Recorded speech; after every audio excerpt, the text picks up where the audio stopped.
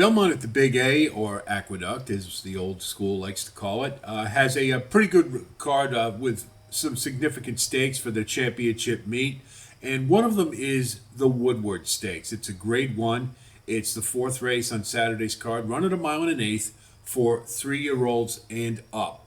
And I'd have to say that this would be considered a disappointing field, since you could only get 5 for a grade one, and the racing office at NYRA really has to be chastised. I mean, look at what they did in the Pennsylvania Derby and the Cotillion with some pretty heavy favorites in there, and still were able to get full field. So work a little harder next time, guys. I mean, it's ridiculous to only have 5 in the fall championship meet. All faces are all familiar except for K Army, who's the shipper in from Latin America for Belmont. You got Skippy Longstocking, who generally has been more successful at grade threes. Croupi and Tapatrace for Todd Pletcher. Both have been. Croupi has been probably a little more successful at 4 so far, I'd say. And Tapatrace, who's had a couple of races, the last in the Jockey Club Gold Cup. We'll talk about that. And then you've got Mask Parade, who was probably thankful to get away from next in who normally running at marathon distances, has done pretty well, but is now cutting back to a mile and an eighth, and we'll just have to see what that bodes. Now, you take a look at this field, and my instinct would be automatically to go for the early speed because of the nature of the race shape. I mean, Tapatrace, Croupi, and Mask Parade, none of those want to be up near the lead per se. But Skippy Longstocking just ran a pretty big race in the Charlestown Classic, and this is a horse this is the right kind of field, and could take him all the way. I don't have any doubt that Skippy Longstocking can do it. But here's the thing: Skippy Longstocking, over the course of his running lines, I do see when he has big efforts that he tends to regress a little bit afterwards. And for that reason, that's enough for me to try to get creative in this one. Tapatrace, that Jockey Club Gold Cup was absolutely abysmal.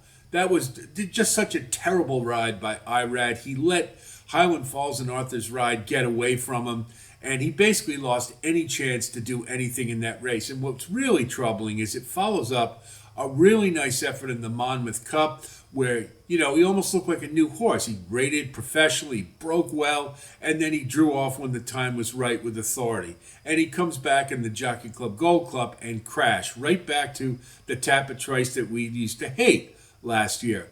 So I don't know what you make out of him. Now, he is coming in third off the layoff. His running lines do suggest that he can certainly rebound from that effort. You got a small field, so trouble isn't going to be an issue. He should be able to get to where he wants to. And if he runs back to some of his better races, he can win this. But he's just so hard to trust. But I'm going to throw him in there as a horse who runs a little closer to the pace than some of the others. And we'll see. Now, Croupi is definitely a horse on the improve. And he just ran a really nice Whitney. And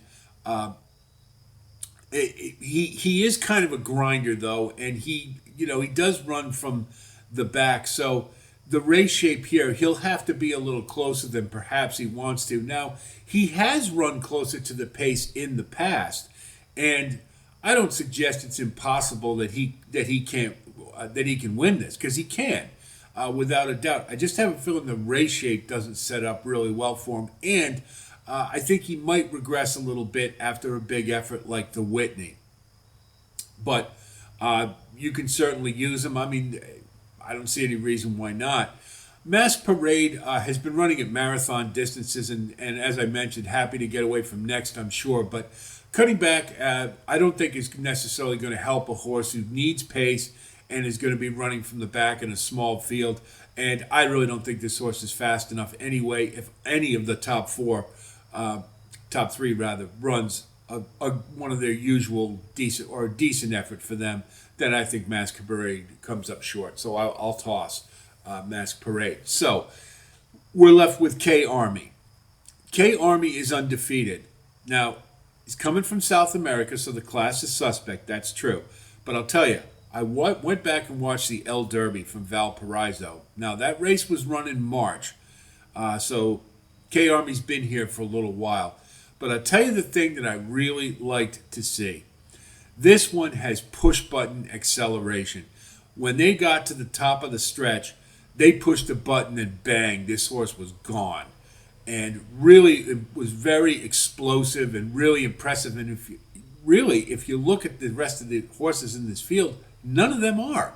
I mean, Tapit Trice is a grinder, Croupie's a grinder. So maybe K Army staying right off of Skippy Longstocking should be able to handle the dirt, by the way. I'm fully expect that. Pedigree-wise, looks like he'll be okay. I think this is the perfect time to go with a bomb, go with a crazy pick because it's a 5-horse field, all with horses who are a little vulnerable. Why not go for it? So I'm going to take K Army on top. I'll probably get a pretty good price. And, go back the last time that a horse like this with this kind of prominence came in from Latin America was Invasor. And he had won the Triple Crown in Uruguay. And I'll tell you, he was a world beater and one of my all-time favorite horses. I think he lost his first start, and he never lost again, including the Breeders' Cup Classic where he beat Bernardini. So who knows? But I think it's the kind of race that you can get creative in for the reasons stated. Wagering strategy, we're not going to do anything creative. We're going to go with K Army on top. We're going to do a cold exacta with Tapit Trice, and then we're going to go 5-3 all in a trifecta, and hopefully we can get Masquerade or something underneath to make it halfway worthwhile. If we can get K Army on top, it should it should pay halfway decent, but not the greatest race on the card. This is certainly a warm up for the others, and we will have individual postings on all the stakes races at Belmont, or at Aqueduct rather. Churchill's got a couple, including the ACAC. So we'll be covering them as well. And then the California Crown is this weekend too at Santa Anita, and so we'll hope to get one in. So if we can find a pick 5 worth playing, we will certainly have a posting for that. We did hit last weekend when we had some scratches in the first race. We were able to, in the Turf Monster, we were able to throw in Smooth B off the turf and cashed a $500 pick 5 and what, with 2 short price singles, I thought was a pretty damn good payout. So hopefully we can find another one and have some luck again. So I hope this analysis helps you with your own wagering strategy. I wish you the best of luck as always. Keep on the lookout. We're going to have a lot more postings this week. And I'll talk to you then. And until then, be well.